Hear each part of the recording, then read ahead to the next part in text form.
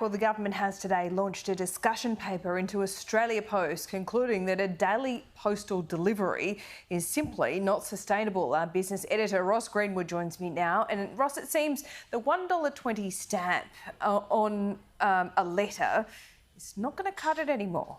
It's just not. Look, let's be honest here. If this was a business, the letters side of Australia Post, it would be in bankruptcy. It would be closed.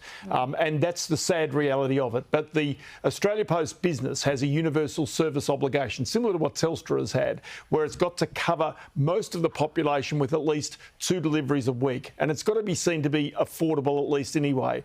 The problem is that Australia Post is going to collapse into loss for the first time, sort of in more than 5 years as a result of the burden of the letters business. On the other side, it's got a really burgeoning parcels business, which is highly effective and highly profitable to go forward. The problem is you can't split them aside. And until behaviour changes, and that's really what the purpose of this investigation into the future of Australia Post is really all about. But if we have a quick look at some of the key points that come out of this discussion paper today, Australians right now, homes receive 2.4 letters a week. And let's be honest, most of those letters are not from your aunts and uncles. They're generally either bills or their advertisements.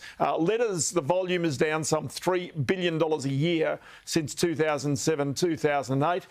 $1.20 stamps, we say, are simply unprofitable, and the company is set for a loss this year. So even though it is government-owned, Australia Post, of course, is an operation that effectively has got to try and make a profit for the government. That's the way in which it's been set up, and unfortunately right now, because of letters, an outdated form of delivery, it's simply not doing that.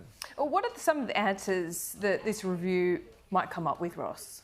Well, one is going to be the question about that universal service obligation, whether it's a situation that now the Australia Post service does not need to cover as much of Australia. More than 99% of Australians get some sort of postal delivery. So it is really going to be a situation as to whether, A, you are going to get any postal delivery at all.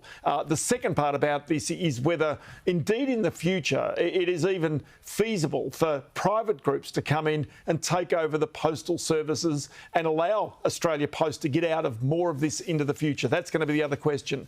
And so, answers need to come up with. But, of course, while you've got, sort of an older population that still relies on the post and probably receives bills this way, of course, this is an issue where you can't simply isolate those people. That is a fundamental problem that the government is going to have to address, and as a result, it's going to be up to taxpayers to try and support some sort of communication for those people.